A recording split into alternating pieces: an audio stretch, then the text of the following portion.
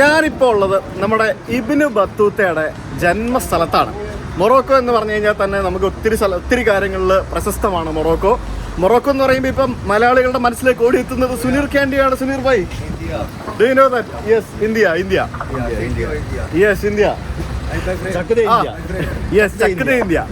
അപ്പോൾ Ibn Battuta എന്ന് പറഞ്ഞാൽ ലോക സഞ്ചാരിയുടെ ഖബറിടം ഇവിടെ ഉണ്ട്. ഞാൻ കഴിഞ്ഞ തവണ വന്നപ്പോൾ അവിടെ പോയിട്ട് കാണാൻ സാധിച്ചില്ല, തപ്പിയെടുക്കാൻ സാധിച്ചില്ല. അപ്പോൾ ആ ഖബറിടം തപ്പിയാണ് നമ്മളിപ്പോൾ ഇറങ്ങിയിരിക്കുന്നത്. ഇബ്ൻ ബത്തൂത്തയുടെ ടോംബ് ടാഞ്ചിയർ എന്ന് പറഞ്ഞ സ്ഥലത്തേക്ക് കസബ്ലാങ്ക എന്ന് പറഞ്ഞ സ്ഥലത്തുനിന്ന് 450 കിലോമീറ്റർ വണ്ടി ഓടിച്ചാണ് നമ്മൾ ഇവിടേക്ക് എത്തിയിരിക്കുന്നത്. അപ്പോൾ ഇവിടെ സുനീർ ഭായ് ആരും ഇങ്ങനെ പൊക്കി. സുനീർ ഭായ് എവിടെ പോണ്? അവിടെയാണോ? അവൻ പറയുന്നത് വിശ്വസിക്കാമല്ലോ അല്ലേ? ഇല്ലെങ്കിൽ ഇന്നിന്റെ തേരപ്പാറ നടക്കേണ്ടി വരും. പുള്ളി പറയുന്നത് വേറെന്തോ സ്ഥലമാണ്. ഓ, കോമഡിയാണ് കേട്ടോ. ഇവിടുത്തെ ആൾക്കാർ ഭയങ്കര ഫ്രണ്ട്ലിയാണ്. എന്തുവാ ടുഷ് ടുഷ് എന്ന് പറഞ്ഞ സൗണ്ട് കൊടുക്കണോ? ഇതല്ലേ മറ്റേ ഫെറി അല്ലേ? ഇതാണ് റൂട്ട്. നമുക്കിപ്പോ ഇതുണ്ട് താഞ്ചേർ ബിൽ. ഇവിടുന്ന് ഒരു ഫെറി ഉണ്ട്. ഇവിടുന്ന് താരിഫിലേക്ക് ഒരു ഇത് സ്പെയിനാണ്. ഇത് സ്പെയിനാണ്. സ്പെയിൻ. ഓക്കെ. പിന്നെ താഞ്ചേർ മേട് ഇവിടുന്നാണ് ഞങ്ങൾ പോകും വണ്ടി കൊണ്ടുപോകുന്നത്. അതെ, വണ്ടി ഇവിടുന്ന് വണ്ടി പോകും. ഈ 3 ലൊക്കേഷൻസിലാണ് പോകുന്നത്. അപ്പൊ ഇതിൽ എവിടെയാണ് ജിബ്രാൾട്ടർ? ഈ ചെറിയ സാധനം. ഓ, അത് വേറൊരു രാജ്യമാണ്. യുകെന്റെ ടെറിട്ടറിയാണ്. അതെ അതെ. അപ്പൊ നമുക്ക് ഇവിടെ ആക്ച്വലി കടലാണ് കാണുന്നത്. അപ്പൊ ഇവിടെ കുറച്ചങ്ങോട്ട് മേലോട്ട് കയറി കഴിയുമ്പോൾ നമുക്ക് ഒരു മല കാണാം. അപ്പുറത്തെ ആ മലയാണ് സ്പെയിൻ. അദ്ദേഹം സുനീർ ഭായിയെ വിടാതെ പിടികൂടിയിട്ടുണ്ട്. ടാഞ്ചേറിൽ ധാരാളം ടൂറിസ്റ്റുകൾ വരുന്നൊരു സ്ഥലമാണിത്. മനോഹരമായിട്ടുള്ള ഈ കെട്ടിടങ്ങളൊക്കെ റെസ്റ്റോറൻറ്റുകളും അതേപോലെ തന്നെ ഹോട്ടലുകളും മറ്റുമൊക്കെയാണ്. ട്രഡീഷണൽ ആ ഒരു മൊറോക്കൻ സംഭവങ്ങളൊക്കെ നമുക്കിവിടെ പല സ്ഥലത്ത് കാണാൻ സാധിക്കും. സുവനീറുകളൊക്കെ വാങ്ങിക്കാൻ സാധിക്കും. സുനീർ ഭായ് ഓടിക്കൊണ്ടിരിക്കുകയാണ്. എനിക്ക് ഇങ്ങനെ വീഡിയോ എടുത്ത് അദ്ദേഹത്തിനൊപ്പം ഓടി എത്താൻ സാധിക്കുന്നില്ല എന്നുള്ളതാണ്. ഇത് കണ്ടല്ലേ, പഴയ കാലത്തെ ആ ഒരു സംഭവങ്ങളൊക്കെ നമുക്കിങ്ങനെ കാണാം. ഇവിടെ അത്യാവശ്യം പിടിച്ചോറിയ സംഭവങ്ങളൊക്കെ പല സ്ഥലത്തും ഉണ്ട്. അതുകൊണ്ട് കാര്യമായിട്ടൊന്ന് ശ്രദ്ധിക്കണം. കയ്യിലുള്ള മൊബൈലും പേഴ്സും സംഭവങ്ങളൊക്കെ. എന്തോരം ടൂറിസ്റ്റുകൾ വരുന്നുണ്ടെന്നറിയോ ഇവിടെ ഇപ്പോൾ? ശരിക്കും നമ്മൾ ഇന്ത്യക്കാർക്കിപ്പോൾ ഇവിടെ നമുക്ക് വിസ എടുത്തിട്ട് വരാൻ സാധിക്കും. നമുക്കത് വളരെ സിമ്പിളാണ്. മൊറോക്കോയുടെ സൈറ്റിൽ കയറിയിട്ട് വിസ അപ്ലൈ ചെയ്ത് കഴിഞ്ഞാൽ നമുക്ക് വിത്തിൻ 24 hours നമുക്ക് വിസ അപ്രൂവ് ആയി കിട്ടും. അത് വെച്ചിട്ട് നമുക്ക് നേരെ ഇവിടേക്ക് വരാം. ഗൾഫ് എയർ ആണ് നമ്മൾ കേരളത്തിൽ നിന്ന് വരുന്നവർക്ക് ഏറ്റവും അഫോർഡബിൾ ആയിട്ട് വരാൻ പറ്റിയ ഒരു മാർഗം. പിന്നെ UK, യൂറോപ്പ് തുടങ്ങിയ സ്ഥലങ്ങളിലുള്ള ആളുകൾക്ക് റയാൻ എയർ എടുത്തിട്ട് വളരെ ചീപ്പായിട്ട് ഇവിടേക്ക് വരാൻ സാധിക്കും അല്ലേ? 6 നായർ ഇതുപോലത്തെ ഏതോ ഒരു സ്ഥലത്താണ്. നമുക്ക് ആരുടെ തപ്പാം. ഇത് എങ്ങോട്ടാണ് നമ്മളെ കൊണ്ടുപോകുന്നേ? ദൈവമേ, ഇതുപോലെയുള്ള ഇടുങ്ങിയ ഗല്ലികൾ ഞാൻ അവസാനം കണ്ടത് നമ്മുടെ വാരണാസിയിൽ പോയപ്പോഴാണ്. ആ വാരണാസിയിലെ ഗല്ലികളെ ഓർമ്മിപ്പിക്കുന്ന ചെറിയ ഇടുങ്ങിയ ഗല്ലികളിലൂടെയാണ് നമ്മളിപ്പോൾ ഇബ്നു ബത്തൂത്തയുടെ ടോംബ് തേടി പോകുന്നത്. എനിക്കെന്തോ നിഗൂഢത മണക്കുന്നു. ഇവിടെ ഒന്നും ആരുമില്ല. ആൾക്കാരൊക്കെ നമ്മളെ നോക്കി ഷാരൂഖ് ഖാൻ എന്ന് സൽമാൻ ഖാൻ എന്നൊക്കെ പറയുന്നു. എന്നെ കണ്ട ഷാരൂഖ് ഖാനെ പോലെ ഉണ്ടോ? അതോ നിങ്ങളെ കണ്ട സൽമാൻ ഖാനെ പോലെ ഉണ്ടോ?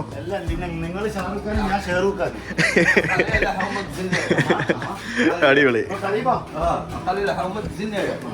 ഇവിടുത്തെ ആളുകൾക്ക് നടക്കാൻ അറിയില്ല. ഇവരെല്ലാവരും ഓട്ടത്തിൻ്റെ ആൾക്കാരാണ്. എന്തോട്ടമാണ് ഓടുന്നത്? ഇവിടെ ഉണ്ട് കേട്ടോ. ഫസ്റ്റ് കോപ്പി, സെക്കൻഡ് കോപ്പി സംഭവങ്ങളൊക്കെ പല ബ്രാൻഡുകളുടെയും സംഭവങ്ങളൊക്കെ ഇവിടെയുള്ള അപ്പുറത്തുള്ള കടകളിലൊക്കെ കാണാൻ സാധിക്കുന്നു. അതെ, എഴുതിയിരിക്കുന്നത് അതല്ലേ? അത് തന്നെയാണോ? അതാണോ? നമുക്ക് പോയി നോക്കാം. ഇബ്ൻ ബത്തൂത്തയുടെ ടോംബിന്റെ അടുത്തേക്ക് നമ്മളിങ്ങനെ എത്തിക്കൊണ്ടിരിക്കുകയാണ്. ഈ ഇടനാഴികളിലൂടെ ഇങ്ങനെ കയറി പതുക്കെ നടന്ന് ഇങ്ങനെ പോവാം. എന്താ പിള്ള വീടാ? അത് ശരി. ഓ, you are okay. You are mother. Okay, good.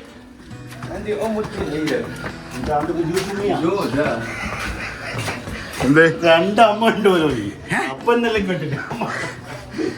ഭയങ്കര ഇൻസ്റ്റാഗ്രാം ഫ്രണ്ട്ലി സ്ഥലങ്ങളാട്ടോ ഇതൊക്കെ. വൈറ്റ് സിറ്റി ആണെന്ന് തോന്നുന്നു. ഇവിടെ ഫുൾ വെള്ള നിറത്തിലുള്ള കെട്ടിടങ്ങളാണ് നമുക്ക് കാണാൻ സാധിക്കുന്നത്. ഒരു വീടാണെന്ന് തോന്നുന്നു. ആ വീടിന്റെ എൻട്രൻസ് കണ്ടോ? എല്ലാവർക്കും നമ്മളോട് എന്ത് സ്നേഹ. അവര് കച്ചവടം ചെയ്യാനുള്ള സ്നേഹമായിരുന്നു കേട്ടോ. അവരെന്തോ അവരുടെ പ്രോഡക്റ്റുകൾ ഇങ്ങനെ കാണിച്ചുകൊണ്ടിരിക്കുകയാണ്. ഇൻവൈറ്റ് ചെയ്തു. ഇതൊരു ബാർബർ ഷോപ്പാണ്. ഉണ്ടോ, ഈ ഗല്ലിയിലെ ഒരു ടൈലർ ഷോപ്പാണിത്. പിന്നെ നമ്മുടെ നാട്ടിലെ മുറുക്കാങ്കട പോലത്തെ ഒരു മുറുക്കാങ്കട ഇവിടെ കാണാം.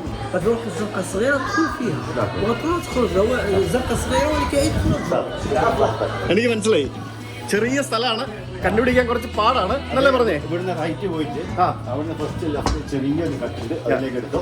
എനിക്ക് മനസ്സിലായി. എനിക്കും ഇബിൻ ബത്തൂത്ത റോയ് എന്ന് പറഞ്ഞ് എഴുതി വെച്ചിട്ടുണ്ട് കേട്ടോ, നോക്കേണ്ട.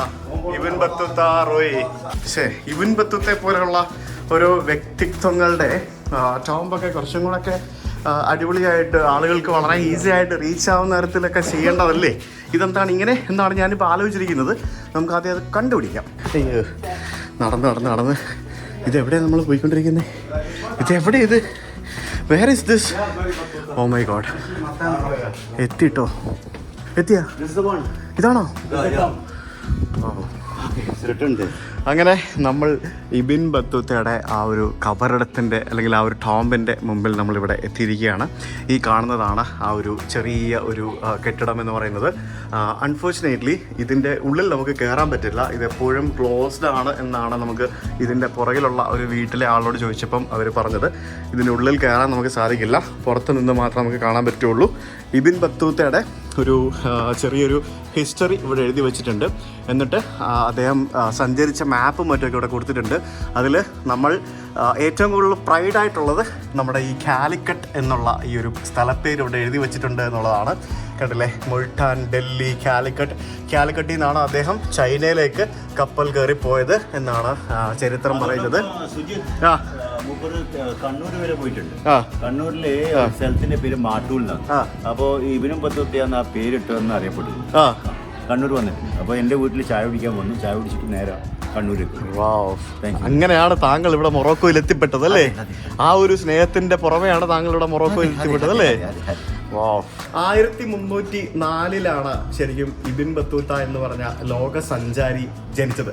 അദ്ദേഹം ജനിച്ചത് ഇവിടെ ടാൻജിയർ എന്ന് പറഞ്ഞ ഈ സ്ഥലത്ത് തന്നെയാണ്. 21ാമത്തെ വയസ്സിലാണ് അദ്ദേഹത്തിന്റെ ലോകയാത്രകൾ ആരംഭിക്കുന്നത്. ശരിക്കും അദ്ദേഹത്തിന്റെ ലോകയാത്ര അദ്ദേഹം ആരംഭിക്കുന്നത് ആദ്യമായിട്ട് ഹജ്ജിന് പോകുന്ന ഒരു യാത്രയാണ്. അതായത് 21ാമത്തെ വയസ്സിലാണ് അദ്ദേഹം ആദ്യമായിട്ട് ഹജ്ജിന് പോകുന്നത്. ഹജ്ജിന് പോയിട്ടാണ് അദ്ദേഹത്തിന്റെ പിന്നീട് അങ്ങോട്ടുള്ള ആ ഒരു നീണ്ട ആ ഒരു ചരിത്രം എന്ന് പറയാവുന്ന ആ ഒരു ലോകയാത്ര ആരംഭിച്ചത്. എന്നാണ് 1300 കാലഘട്ടങ്ങളിലാണ്. 28 വർഷം നീണ്ടു നിന്ന ഒരു ദൈർഘ്യമേറിയ ഒരു യാത്ര തന്നെയാണ് ശരിക്കും അദ്ദേഹം പോയത്. ഒന്ന് ആലോചിക്കുകയും അന്തക്കാലത്ത് നമുക്കിപ്പം എന്തൊക്കെയാണ്, വിമാനമുണ്ട്, ബിസിനസ് ക്ലാസ്സിൽ വരാം, ഫസ്റ്റ് ക്ലാസ്സിൽ വരാം, എക്കണോമിയിൽ വരാം, കപ്പലിൽ പോവാം, എങ്ങനെയൊക്കെ പോവാം. അന്തക്കാലത്ത് 28 വർഷം നീണ്ടു നിന്നൊരു യാത്രയായിരുന്നു. ഇറങ്ങി അങ്ങ് പോയി. ആ ഇറങ്ങിപ്പോയ വഴിക്ക് അദ്ദേഹം ശരിക്കും ചെയ്ത സംഭവങ്ങൾ എന്ന് പറയുന്നത്, ഓരോ നാടുകളിലൂടെ സഞ്ചരിക്കുമ്പോൾ അദ്ദേഹം അവിടെയുള്ള ആളുകളുമായിട്ട് ഇൻട്രാക്ട് ചെയ്യുകയും അവരുടെ ഭാഷാ ശൈലികൾ, പിന്നെ അതേപോലെ തന്നെ അവരുടെ ജീവിത രീതികൾ, അവരുടെ വരുമാന മാർഗങ്ങൾ, മതം, സംസ്കാരം തുടങ്ങിയ കാര്യങ്ങളൊക്കെ ശരിക്കും മനസ്സിലാക്കുകയും അത് അദ്ദേഹം ഡോക്യുമെൻ്റ് ചെയ്യുകയും ചെയ്തു തുടങ്ങി എന്നുള്ളതാണ് അദ്ദേഹത്തിൻ്റെ ഒരു മെയിൻ ഹൈലൈറ്റ് എന്ന് പറയുന്നത്. ഈ 28 വർഷം കൊണ്ട് അദ്ദേഹം ഏകദേശം 1.25 ലക്ഷം കിലോമീറ്ററുകൾ സഞ്ചരിച്ചു എന്നാണ് പറയപ്പെടുന്നത്. കപ്പലിലും അതേപോലെ നടന്നും അങ്ങനെ പല മാർഗങ്ങളിലായിട്ട് 1.25 ലക്ഷം കിലോമീറ്റർ അദ്ദേഹം ഈ 28 വർഷം കൊണ്ട് സഞ്ചരിച്ചു. ഏകദേശം 3 ഭൂഖണ്ഡങ്ങളിലായിട്ട് അന്നത്തെ 40-ലധികം രാജ്യങ്ങളിൽ അദ്ദേഹം യാത്ര ചെയ്യുകയുണ്ടായി. അന്നത്തെ 40-ലധികം രാജ്യങ്ങൾ എന്ന് പറയുമ്പോഴത്തേക്കും നമുക്കറിയാം, അന്ന് നമ്മൾ ഇന്ത്യ എന്ന് പറയുന്ന ഒരു രാജ്യം പോലും ആയിട്ടില്ല, പാകിസ്ഥാൻ്റെ ഒരു രാജ്യമായിട്ടില്ല. അങ്ങനെ 40-ലധികം അന്നത്തെ രാജ്യങ്ങളിൽ അദ്ദേഹം സന്ദർശിച്ചു. റില എന്ന് പറഞ്ഞ പേരിൽ അദ്ദേഹം ഒരു പുസ്തകം എഴുതുകയുണ്ടായി അദ്ദേഹത്തിൻ്റെ ഈ ഒരു യാത്രാ അനുഭവങ്ങളൊക്കെ വെച്ചിട്ട്. അത് ശരിക്കും പിന്നീട് വലിയൊരു ചരിത്ര രേഖയായിട്ട് മാറിയെന്നാണ് നമുക്ക് മനസ്സിലാക്കാൻ സാധിക്കുന്നത്.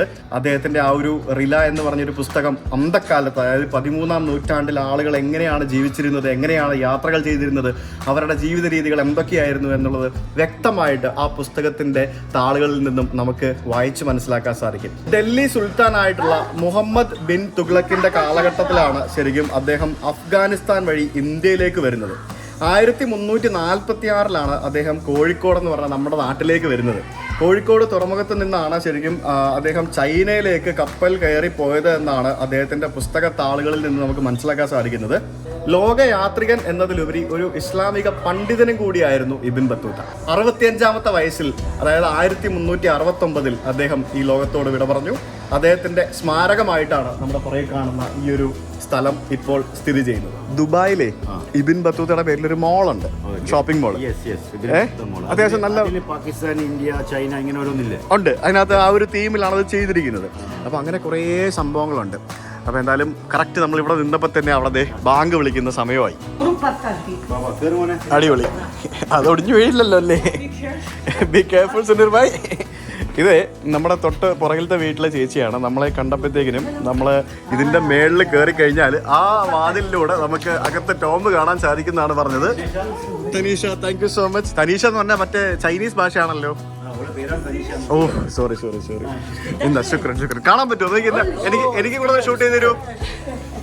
Hi, this is ഇബ്ൻ Battuta. അതായത് കോവിഡിന് ശേഷം ഇവിടെ തുറന്നിട്ടില്ല എന്നാണ് പറയപ്പെടുന്നത്. കോവിഡിന് ശേഷം ഇവർ തുറന്നിട്ടില്ല എന്ന് ഇവിടെ ഇതിൻ്റെ ആൾക്കാർ. അപ്പോൾ ജസ്റ്റ് ഇങ്ങനെ കയറി നിന്ന് കാണാനേ പറ്റുള്ളൂ.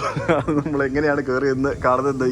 ഇത് ഇവിടുത്തെ ഈ വീട്ടിലെ ചേച്ചിയാണ് നമുക്ക് ഈ കസേരയൊക്കെ എടുത്ത് തന്നത്. ഈ ഇരിക്കുന്ന ചേച്ചി കണ്ട, നമ്മളെപ്പോലെ തന്നെ ഇഷ്ടംപോലെ ആൾക്കാർ വന്നിട്ടുണ്ട് കാണാനായിട്ട്. കണ്ടില്ലേ? ചാടി He's crazy. Yeah. Bye guys, have a safe trip. Yeah, bye. ശുക്രൻ, താങ്ക് യു സോ മച്ച്. എന്തായാലും ലോക സഞ്ചാരിയുടെ ആ ഒരു ടോംബ് കാണണം എന്നുള്ളത് ഭയങ്കര ആഗ്രഹമായിരുന്നു. കഴിഞ്ഞ അവിടെ ഞങ്ങൾ വന്നില്ലേ, ഞങ്ങൾ വന്നിട്ട് ഞങ്ങൾ ഇവിടെ മൊത്തം അരിച്ചു പൊറുക്കിന്നേ. ഇപ്പൊ കണ്ടില്ല റൂട്ട് തന്നെ. ഇത് എങ്ങനെ മനസ്സിലാക്കാനാ ഈ ഒരു സ്ഥലം? ഇനിയിപ്പോ എനിക്ക് തിരിച്ചു പോകുന്നറിയോ? ഇല്ല. അതെങ്ങനെ? അയ്യോ, അവനെ പറഞ്ഞു വിട്ടല്ലേ? അയ്യോ, അവന് ചിലർ ഇവിടെ വന്ന് തിരിച്ചു പോയി. ഇനിയിപ്പോ നമ്മള് തിരിച്ചു പോകാനായിട്ട് നമുക്ക് തപ്പിപ്പിടിച്ച് പോകാൻ കുഴപ്പമില്ല. ഇല്ലെങ്കിൽ നമുക്ക് ചോദിച്ച് പോവാല്ലോ. അതെ, എന്നാലും അത് ഭയങ്കര സന്തോഷമായി. അപ്പൊ ഇനി നമുക്ക് ഇവിടെ കുറച്ച് അങ്ങനെ എല്ലാവരും കിട്ടൂല. എപ്പം വന്നിട്ട് ഇവിടെ കൺഫ്യൂസ്ഡ് ആയിട്ട് തിരിച്ചു നോക്കാം. അതെ, നല്ലൊരു പറഞ്ഞു കേട്ടിട്ടുണ്ട്. Thank you so much. Yes, V done it, we did it. അപ്പൊ നമുക്ക് മൊറോക്കൻ ടീ കുടിക്കാം. ഭക്ഷണം കഴിക്കണം. അതിൽ വരി ഫസ്റ്റ് നമുക്ക് മൊറോക്കൻ ടീ കഴിക്കണം. അത് കഴിഞ്ഞ് നമുക്ക് ഫുഡ് കഴിക്കാൻ പോകാം. അത് കഴിഞ്ഞ് കുറച്ച് ലോക്കൽ സൈറ്റ് സീയിങ് അങ്ങനെ സംഭവങ്ങളും എന്തൊക്കെയാണെന്ന് വെച്ചാൽ പരിപാടികളൊക്കെ നമുക്ക് ചെയ്യാം അല്ലേ? പിള്ളേരൊക്കെ കളിയാണല്ലോ ഇവിടെ. എല്ലാവരും ഫുട്ബോൾ കളിക്കുകയാണല്ലോ. ഫുട്ബോൾ എന്ന് പറഞ്ഞപ്പോഴാണ് കണ്ടോ, കൊച്ചു പിള്ളേർ വരെ ഇവിടെ ഫുട്ബോൾ കളിയാണ്. Yes, Morocco football. അപ്രീഷിയേറ്റ്. ബാ കണ്ടോ, അതാണ് മൊറോക്കോ എന്ന് പറയുന്നത്. ഇപ്പം ഫുട്ബോളിന്റെ കാര്യത്തിലും ഇങ്ങനെ പോപ്പുലർ ആയിക്കൊണ്ടിരിക്കുകയാണ് അല്ലേ? അതാണ് 3 years ആയിട്ട് ടോംബ് ക്ലോസ്ഡ് ആണ്. അതെ, അപ്പൊ അത് നമ്മൾ എടുത്തതുപോലെ ആയിരിക്കും കളി ചാൻസ് ഇല്ല. അതെ, സവാള നമുക്കെടുത്ത് എക്സ്പോർട്ട് ചെയ്താലോ? മൊറോക്കൻ നല്ല മണം വരുന്നു. ഇതെന്ത് ഈ സാധനത്തിന്റെ ആണോ മണം? പക്ഷെ ഇതൊരു വികാരമില്ലാത്ത സാധനമല്ലേ? ആണോ? അല്ല, ഇതിനൊരു വികാരമില്ലാത്ത സാധനമല്ലേ? ഉദ്ദേശിച്ചത് മനസ്സിലായി. ഐ മീൻ ഒരു ടേസ്റ്റ്. മൊറോക്കോ എനിക്കൊരു വികാരം. അങ്ങനല്ല, അല്ല ഒരു ടേസ്റ്റ് എന്ന് പറയുന്ന ഒരു സംഭവം കുറവല്ലേ? ഈ മൊറോക്കോ ഫുട്ബോളിനെ പറ്റി എന്താണ് അഭിപ്രായം? പറയൂ. മൊറോക്കൻ ഫുട്ബോളിനെ പറ്റി എന്താണ് അഭിപ്രായം? ഭയങ്കര ക്വസ്റ്റ്യൻ ആണല്ലോ. വേൾഡ് കപ്പിൽ സെമി ഫൈനലിസ്റ്റ് ടീമിനെ പറ്റിയാണ് നീ ചോദിക്കുന്നത്. അതെന്താണ് ആ മൊറോക്കോ? ഇത്രയും നാള് മൊറോക്കോ എവിടെയും കേട്ട് കഴിയും പോലും ഇല്ലാത്ത സ്ഥലമായിരുന്നു. എങ്ങനെ പെട്ടെന്ന് മൊറോക്കോ ഫുട്ബോൾ ഇത്രമാത്രം അഗ്രഗണ്യരായി? പറയൂ. അതായത് എനിക്ക് തോന്നുന്നത് വെച്ചാൽ സപ്പോർട്ടേഴ്സ് ദിസ് ഇയർ, കാരണം ഖത്തറിലായതുകൊണ്ടാണ് തോന്നുന്നത്. കാരണം അവർക്ക് ഒരുപാട് സപ്പോർട്ടേഴ്സ്, ഈവൻ സൗദി അവരും പോയത്, സൗദി ആയാലും ഖത്തറായാലും മിഡിൽ ഈസ്റ്റ് എല്ലാ സപ്പോർട്ടേഴ്സും. നിങ്ങളിപ്പോൾ ആ വേൾഡ് കപ്പിൽ കാണുന്നില്ല, ജേഴ്സി കംപ്ലീറ്റ് ഓൾമോസ്റ്റ് റെഡാണ്. ബട്ട് ആ റെഡിലെല്ലാം മൊറോക്കൻസ് അല്ല. പിന്നെ മൊറോക്കൻസിന് ഇവർക്ക് വേണ്ടിയിട്ട് ഇവിടുത്തെ കിങ്ഡം ഫ്രീ ആയിട്ട് ഒരുപാട് ഫ്ലൈറ്റ് ഇവർ കൊടുത്തിരുന്നു. അതുപോലെ ട്രാവൽ ഖത്തർ വിസ പെട്ടെന്ന് അവർക്ക് പ്രൊവൈഡ് ചെയ്തിരുന്നു. അപ്പോൾ ഒരുപാട് സപ്പോർട്ടേഴ്സ് ഗ്രൗണ്ടിലുണ്ട്. പിന്നെ ദേ പ്ലേഡ് വെൽ. ഇതിന്റെ കൊണ്ട് പിന്നെ ഇവിടെ ഈ കടയിൽ നിറച്ച് സുവനീറുകളാണ്. കണ്ടോ, നോക്ക് എന്തോരം സുവനീർസ് ആണെന്ന് നോക്ക്. ടാഞ്ചറിന്റെ സുവനീറുകളാണ് മൊത്തം. India, Mumbai, Kerala, Mumbai, you know. I love my Dostana. അയ്യോ, പോവാം. Yes, Roti capata. Roti Capata. Roti കപ്പാട്ട. Yeah, what is അന്ന് സംഭവം Roti capata. Parotta. Roti capata. Roti parotta. Prota, no bread. Roti is bread. Yeah. Other wood, what? Huh? Other wood. Parotta. Parotta. I love my India. Yes. I love my India. ഇവർക്ക് ഇന്ത്യക്കാരെ ഭയങ്കര സ്നേഹമല്ലേ സുനീർ ഭായ്? India I love my India എന്ത് ഫണ്ണല്ലേ. Very fun. ലൂയി വിട്ടന്റെ ഒക്കെ ബാഗ് ഉണ്ടോ? ഉണ്ടാ, ലൂയി വിട്ടൻ, ഗുച്ചി എല്ലാം ഉണ്ട്. മോതിരങ്ങൾ നോക്കൂ. de plata. Yeah, it's nice. Nice, yeah, very nice. Very nice. Really silver? I think it is real silver. I don't know. Yeah. എന്നോട് ചോദിച്ച അയാള് നീ ഹിന്ദു ആണോ ചോദിച്ചു. ഞാൻ പറഞ്ഞു അതേന്ന് പറഞ്ഞു. നിന്റെ ഭാഷ കേട്ടാ അറിയാവുന്നു. ഭാഷ കേട്ടാ മനസ്സിലാവോ? അല്ല നമ്മളിപ്പോ എവിടെ എത്തി? മൊറോക്കൻ ചായ കുടിക്കുന്ന എവിടെന്നാ? പുറത്ത് നമുക്ക് നേരത്തെ നമുക്ക് താഴേക്കല്ലേ പോകണ്ടേ? അങ്ങോട്ടല്ലേ പോകണ്ടേ? അല്ലേ? കൺഫ്യൂഷൻ ആയല്ലോ മൊത്തത്തില്. One was Indian over here, but not close. COVID. Arabic coffee അല്ലേ? അറബിക് കോഫി വിൽക്കുന്ന ഒരു കടയാണ്. കഫേ സ്ലാഷ് കമ്പനേഴ്സ് എന്ന് പറഞ്ഞുകൊണ്ട് 1924 മുതലുള്ള കടയാണത്. അപ്പോൾ ഇതൊക്കെ ഇവരുടേതായിട്ടുള്ള വസ്ത്രങ്ങൾ വിൽക്കുന്ന ചെറിയ ചെറിയ കടകൾ ഇവിടെ കിട്ടും. Moroccan tea. പക്ഷേ ഇവിടെ വേണം, നമുക്ക് പുറത്തിരുന്ന് കഴിക്കണം. പുറത്തിരുന്ന് കഴിക്കുന്നതാണ് അതിൻ്റെ ഒരു വൈബ്. എന്താ തന്നെ പറഞ്ഞേ? ബറാദ് എന്നാണ് ഇതിനെ പറയുന്നത്. മൊറോക്കൻ ടീ ഉണ്ടാക്കുന്ന സാധനമാണത്. അങ്ങനെ അതിനകത്താണ് മൊറോക്കൻ ടീ ഉണ്ടാക്കി കുടിക്കുന്നത്. അതെ, ഒലീവ്, ഇഷ്ടംപോലെ ഒലീവ്സ് നമുക്ക് ഇവിടെ കാണാൻ സാധിക്കും. കണ്ടോ നോക്ക്, എന്തോരം ഒലീവ്സ് ഉണ്ടെന്ന് നോക്കി. മൊറോക്കോ എന്ന് പറയുന്നത് ഒലീവിൻ്റെ ഒരു കേന്ദ്രമാണ്. കണ്ടോ അതിൻ്റെയൊക്കെ സാധനങ്ങൾ, ഉപ്പിലിട്ട ഒലീവ്, എരിവുള്ളത്. സുനീർ ഭായ്, നമുക്ക് കുറച്ച് ഒലീവ് വാങ്ങിക്കാം ഇപ്പൊ കഴിക്കാനായിട്ട്. കുറച്ച് ഒരു ശക്കലം മിക്സ്. നമുക്ക് മിക്സ് ആയിട്ട് വാങ്ങിച്ചോ. ഏതെല്ലാം നിങ്ങൾക്ക് ഇഷ്ടം? അത്യാവശ്യം എരിയും പുളിയുള്ള ഏതാന്ന് ചോദിച്ചേ. നെല്ലിക്കയാണല്ലോ. നെല്ലിക്ക? ഇത് നെല്ലിക്കല്ല, ഇത് വേറെന്തോ സാധനമാണല്ലോ. നെല്ലിക്ക. ഓക്കെ, നെല്ലിക്ക അത് പ്ലെയിൻ അല്ലേ? ഇച്ചിരി എരിയും പുള്ളിയുള്ള. ഇതെന്താ സാധനം? നേരെ കളർഫുൾ ആണല്ലേ. ഇത് ഒലീവ് ഓയിൽ അല്ലേ? ഇത് ഒലീവ് ഓയിൽ നോക്കിയേ. ഇതുകൊണ്ട് ഇതാണ് ഒലീവ് ഓയിൽ. ഒറിജിനൽ ശുദ്ധമായ ഒലീവ് ഓയിലാണ് ഈ കാണുന്നത്. കണ്ടോ, ഇത് കുറെ ആയല്ലോ. ഇത് ആര് കഴിക്കാൻ? എത്രയും ഇങ്ങോട്ട് നടക്കാം, വേറെ വഴി വിശക്കുന്നുണ്ടല്ലേ? രാവിലെ ഒന്നും കഴിച്ചിട്ടില്ല നമ്മളല്ലേ. അതില്ല, ഒലീവിന്റെ സാധനങ്ങളാണ് ഇവിടെ ഈ കടയിൽ മൊത്തം. പുള്ളി അത് കെട്ടൊക്കെ ഇട്ട് തന്നല്ലേ. അത് ഇത് കഴിക്കാൻ ഇപ്പൊ നാട്ടിൽ നിന്ന് ഒരാളെ വിസ്റ്റീസിൽ കൊണ്ടുവരുന്നത്. ഇത് നെല്ലിക്കയുടെ കാണുമ്പോ തന്നെ വായിന്ന് വെള്ളം വരുന്നു. നെല്ലിക്കാണോ എന്താണെന്ന് അറിയില്ല. നെല്ലിക്കല്ലേ ഇത്? ഇറ്റ് ഈസ് അങ്ങനെ ഉപ്പ്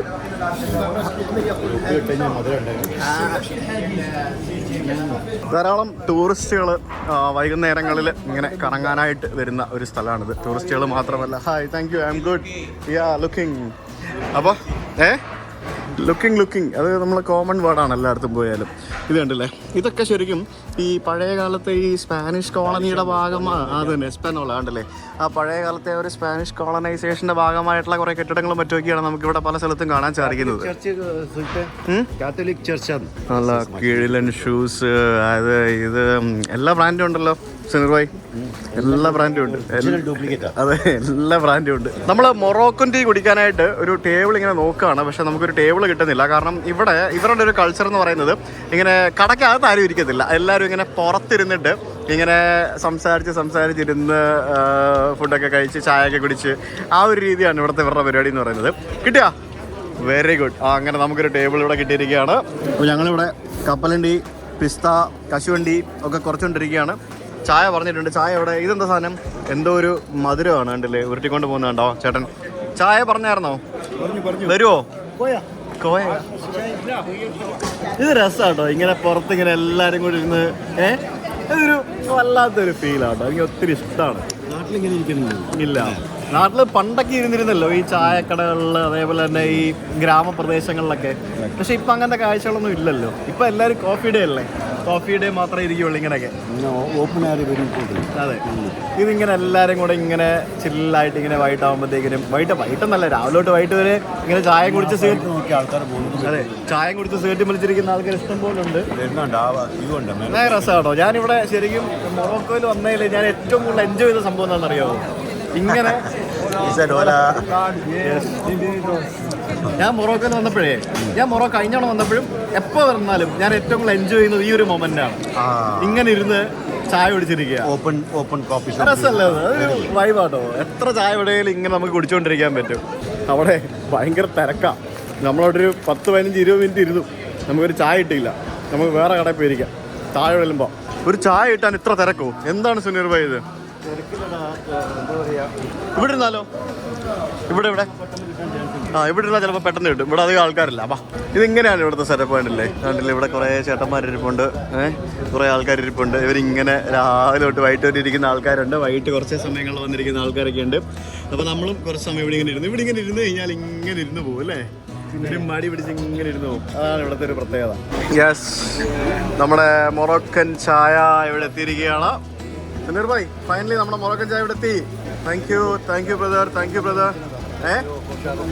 Yeah, thank you. Oh, this is for Shah Rukh Khan. Okay. Who is this? Salman Khan. Yeah, this is Salman Khan. Amitabh Bachchan. നിങ്ങൾ അമിതാഭ് ബച്ചൻ ആണ്.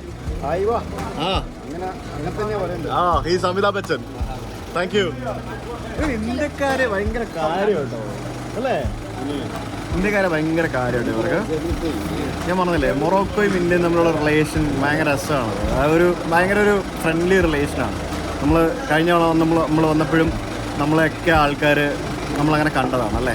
ടൂറിസ്റ്റുകളൊക്കെ ഇതിൻ്റെയൊക്കെ മുകളിൽ താമസിക്കുന്നതിന് വേണ്ടി വണ്ടിയിലൊക്കെ വന്ന് ഇറങ്ങാണ്. കണ്ടില്ലേ നമുക്ക്? ഇതിൻ്റെയൊക്കെ മുകളിൽ ഹോട്ടലുകളാണ്. കണ്ടോ, ഇതൊക്കെ ഹോട്ടലുകളാണ്.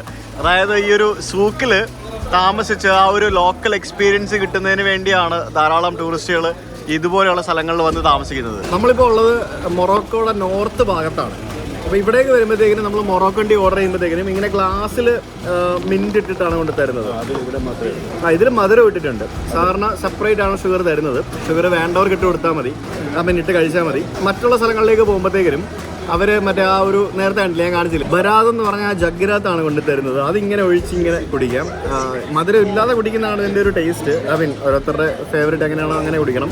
എനിക്ക് പക്ഷേ മധുരം ഇടാതെ കുടിക്കുന്നതാണ് എനിക്ക് നല്ലതായിട്ട് തോന്നിയത്. ഇതിപ്പോൾ മധുരം ഇട്ടാണ് വന്നിരിക്കുന്നത്. അപ്പോൾ ചേർസ് അതിൻ്റെ ഒപ്പം ഓരോ കുപ്പി വെള്ളവും കൊണ്ട് തരും നമുക്ക്. മൊറോക്കോ എന്ന് പറയുന്നത് നിങ്ങൾക്ക് എല്ലാവർക്കും അറിയാം, ഇപ്പോൾ മനസ്സിലായി കാണും, ആഫ്രിക്കയുടെ ഒരറ്റത്തുള്ളൊരു രാജ്യമാണ്. ഞാൻ പറഞ്ഞിരുന്നു. ഇവിടെ ശരിക്കും ഭയങ്കര ഒരു മിക്സഡ് കൾച്ചറാണ് അല്ലേ? അതായത് ആഫ്രിക്കയാണോ എന്ന് ചോദിച്ചു കഴിഞ്ഞാൽ നമുക്ക് ഒരിക്കലും ഒരു ആഫ്രിക്കൻ ഇത് തോന്നില്ല. എന്നാൽ അറബ് കൺട്രി ആണോ എന്ന് ചോദിച്ചു കഴിഞ്ഞാൽ നമുക്ക് അതും തോന്നത്തില്ല. എന്നാൽ യൂറോപ്പ് ആണോ എന്ന് ചോദിച്ചു കഴിഞ്ഞാൽ നമുക്ക് അതും തോന്നില്ല. ഇതിൻ്റെ എല്ലാം മിക്സ് ആയിട്ടുള്ള ആഫ്രിക്കയും അതേപോലെ തന്നെ അറബ് കൺട്രീസും യൂറോപ്യൻ ഇതിൻ്റെ എല്ലാം കൂടെ മിക്സഡ് ആയിട്ടുള്ളൊരു കൾച്ചറാണ് നമുക്കിവിടെ മൊറോക്കോ എന്ന് പറഞ്ഞ ഒരു രാജ്യത്ത് കാണാൻ സാധിക്കുന്നത്. അപ്പോൾ അത് നമുക്ക് ശരിക്കും മൊറോക്കോ ശരിക്കും ഒരു 100% മുസ്ലിം കൺട്രി തന്നെ അല്ലേ? 99.5 യഹൂദികൾ 0.02% ഉണ്ട്. അവർ താമസിക്കുന്നതിൽ അവർ യുസവിറ എന്ന് പറഞ്ഞ സ്ഥലത്താണ്. ഇതൊരു രാജഭരണമുള്ള സ്ഥലമാണ്. മുഹമ്മദ് 5 എന്ന് പറയുന്ന രാജാവാണ് ഇപ്പോൾ മൊറോക്കോ ഭരിക്കുന്നത്. ഞാൻ നേരത്തെ പറഞ്ഞിരുന്നു, പണ്ട് ഇത് ഫ്രഞ്ചുകാരുടെയും അതേപോലെ തന്നെ സ്പെയിൻ്റെയൊക്കെ കോളനീസ് ആയിരുന്നു. പിന്നീട് സ്വാതന്ത്ര്യം ലഭിച്ച് മൊറോക്കോ എന്ന് പറഞ്ഞ രാജ്യം ആയി മാറിയതാണ്. മൊറോക്കോ ശരിക്കും റിച്ച് ഇൻ കൾച്ചർ, കുറേ ചരിത്രം പറയാനുള്ള ഒരു രാജ്യമാണ്. കുറേ ചരിത്രമുണ്ട്. നിങ്ങൾക്ക് വായിച്ചു നോക്കിയാൽ ഇൻ്റർനെറ്റിൽ പരതി കഴിഞ്ഞാൽ കുറേ മൊറോക്കോനെ പറ്റിയുള്ള ചരിത്രം നിങ്ങൾക്ക് ലഭിക്കും. പിന്നെ ഇവിടെ സംസാരിക്കുന്ന ഭാഷ എന്ന് പറയുന്നത് ഒരു മൊറോക്കൻ അറബി ഭാഷ അല്ലേ?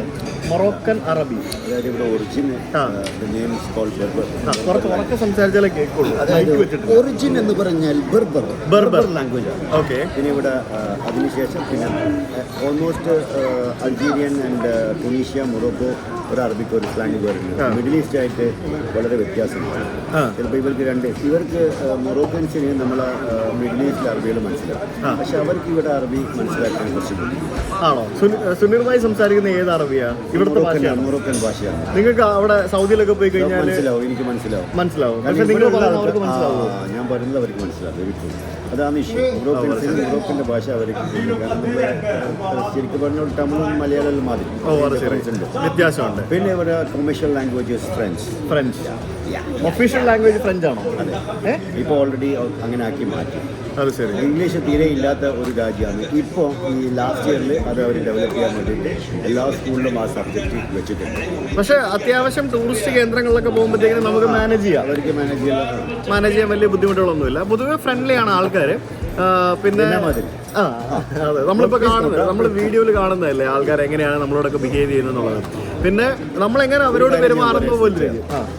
മൊറോക്കോന് ഏറ്റവും കൂടുതൽ ഇഷ്ടപ്പെട്ട ആൾക്കാർ നമ്മൾ ഇന്ത്യൻസ് ആണല്ലേ? എനിക്ക് തോന്നുന്നു because of the movies. May be ആയിരിക്കാം. എവിടെ പോയാലും നമ്മളോട് ഒരു സൗദി വന്നാലോ അമേരിക്കൻസ് വന്നാലോ യൂറോപ്യൻസ് വന്നാലോ ഇതെല്ലാം ഇന്ത്യൻസ് ആണല്ലേ, അതുകൊണ്ടാണ് ഇവിടെ പിടിച്ചേക്കുന്നത്. അതുകൊണ്ടല്ലോ ഫുൾ ഷാരൂഖ് ഖാൻ, സൽമാൻ മനസ്സിലാവും ഇന്ത്യക്കാരൻ. എനിക്ക് നമ്മളെ ഐബ്രോ ആയിരിക്കും അല്ലേ? എനിക്കറിയത്തില്ല, എന്നെ കണ്ടിട്ട് എല്ലാം എത്ര ആരും ചോദിക്കുന്നത് നീ ഹിന്ദു അല്ലേ, നീ ഹിന്ദു അല്ലേ എന്നോട് ചോദിക്കുന്നത്. അറിയൂ ഹിന്ദു, അറിയൂ ഹിന്ദു.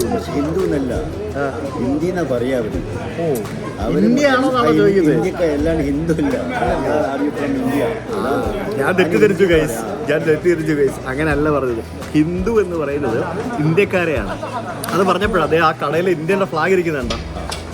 നമ്മളിവിടെ സംസാരിച്ചുകൊണ്ടിരുന്നപ്പോൾ അതിൻ്റെ മുമ്പിൽ തന്നെ അവിടെ കടയിൽ ഇന്ത്യയുടെ ഫ്ലാഗ് വരെ വെച്ചിട്ടുണ്ട്, നിൽക്കാൻ വെച്ചിരിക്കുക. അപ്പോൾ ഹിന്ദു എന്നൊക്കെ പറയുന്നത് ഇന്ത്യക്കാരെയാണ്. പല അറബ് രാജ്യങ്ങളിലും പല ഈ ഭാഗത്തുള്ള പല രാജ്യങ്ങളിലും അങ്ങനെയാണ് അറിയപ്പെടുന്നത്. അടിയുണ്ടാക്കുക ഇവര് സംസാരിക്കുവാണോ അടിയുണ്ടാക്കുവാണോ? ഇല്ലല്ലേ. അതായത്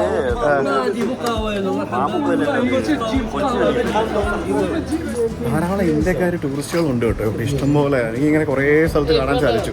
ഞാൻ ഇന്നലെ ഫ്ലൈറ്റിൽ വന്നിട്ട് എൻ്റെ ഫ്ലൈറ്റിൽ എന്നോടൊപ്പം തന്നെ ഒരു 10-15 പേരുണ്ടായിരുന്നു ഇന്ത്യക്കാർ, ടൂറിസ്റ്റുകളായിട്ട്. അതുപോലെ ആൾക്കാർ കണ്ടില്ല, എല്ലാവരും നമസ്തേ പറഞ്ഞ് നമ്മളെ വിളിക്കുന്നുണ്ട്.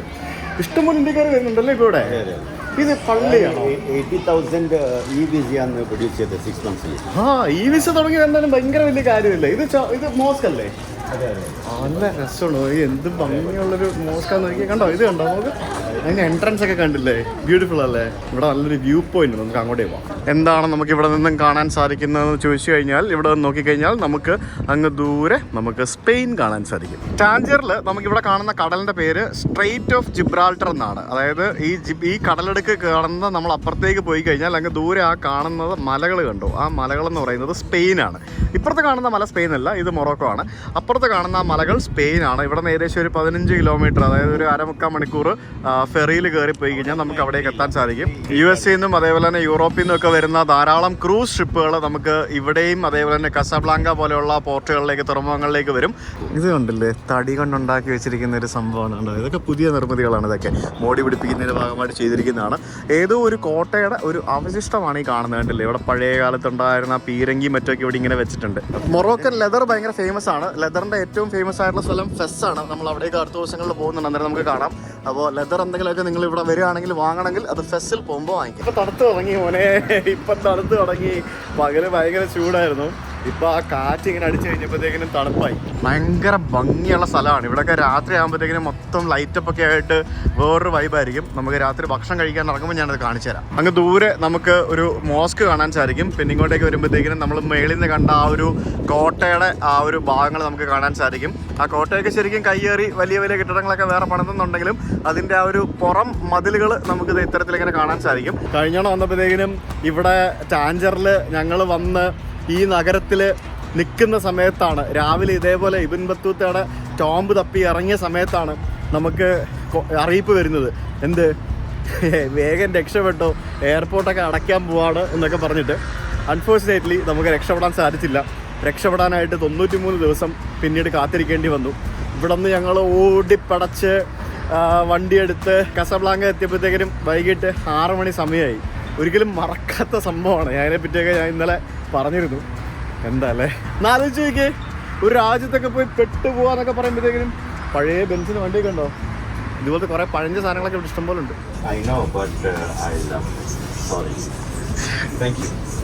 എന്താ പറഞ്ഞേ? എന്താ പറഞ്ഞേ? ഞാൻ ഡേവിഡ് ഓഫ് ഇത് ഗിഫ്റ്റ് ഫ്രീ ആയിട്ട് തരാന്ന് പറഞ്ഞിട്ടുണ്ട്. So if I buy this packet, you will get this or this one. This lighter, this free. هذه شنو قال؟ Okay. ശുക്രൻ. അടിപൊളി. സുനീർ ഭായ് അത്യാവശ്യം നന്നായി സീറ്റ് വിളിക്കുന്ന ആളാണ്. അത് നിങ്ങളെല്ലാവരും മറ്റേ വീഡിയോ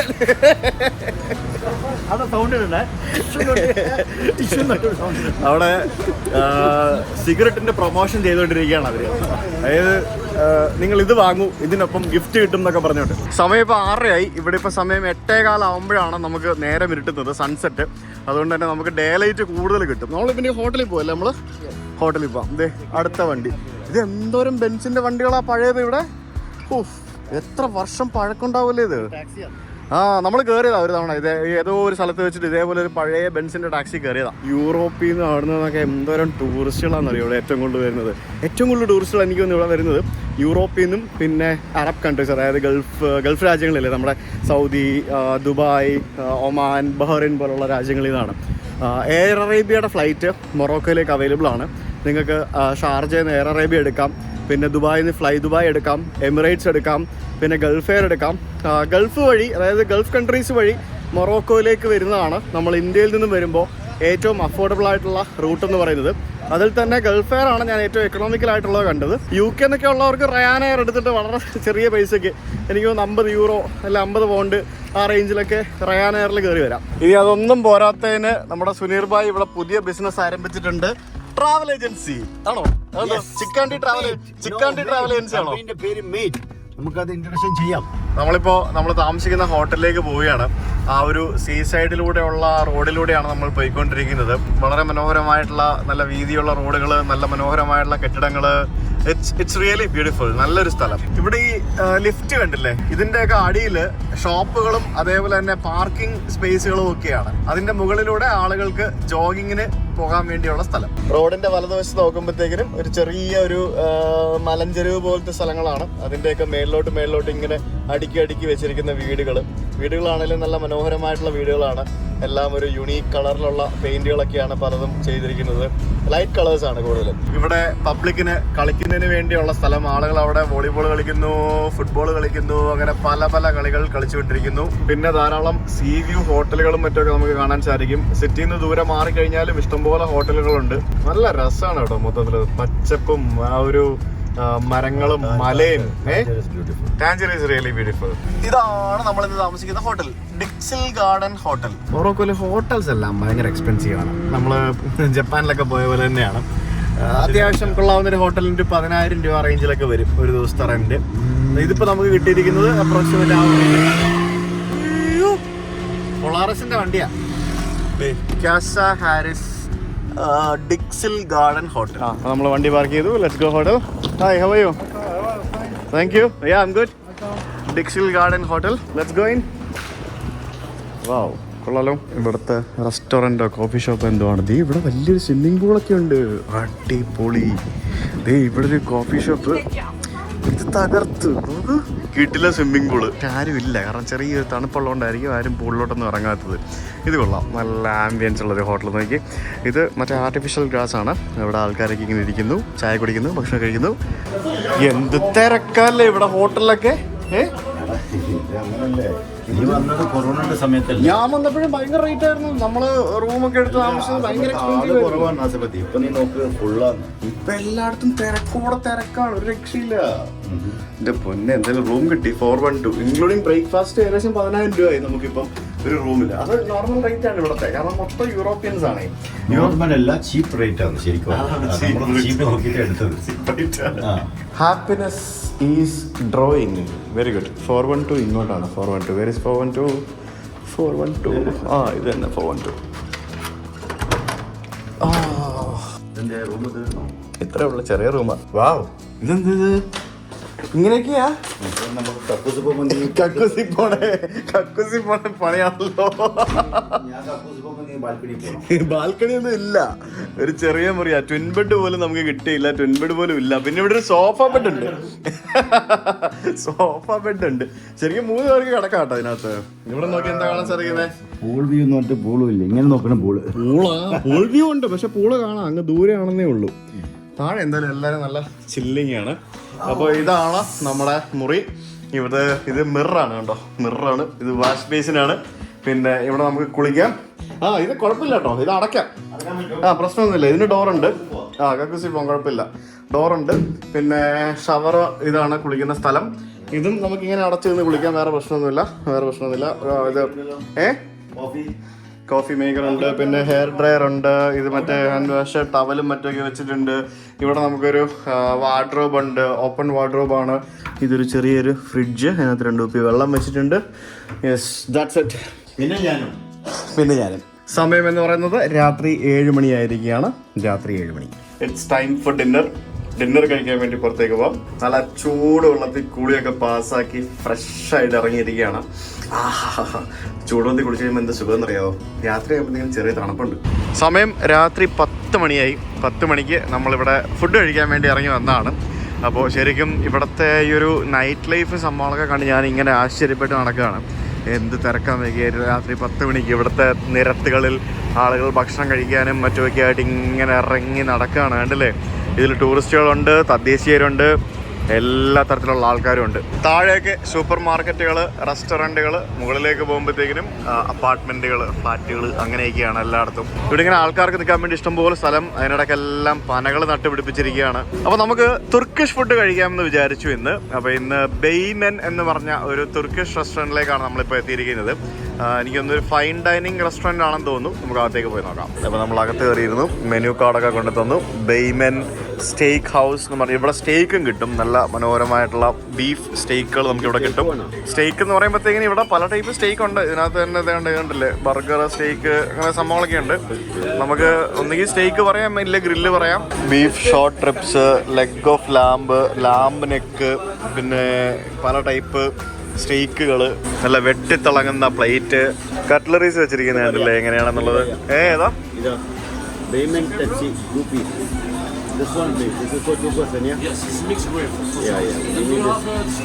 നമ്മൾ ഈ തുർക്കിഷ് റെസ്റ്റോറൻറ്റിൽ വന്ന് ഫുഡ് ഓർഡർ ചെയ്താൽ ആദ്യം നമുക്ക് ഇതുപോലെ ഒരു ബ്രെഡ് കൊണ്ട് തരും.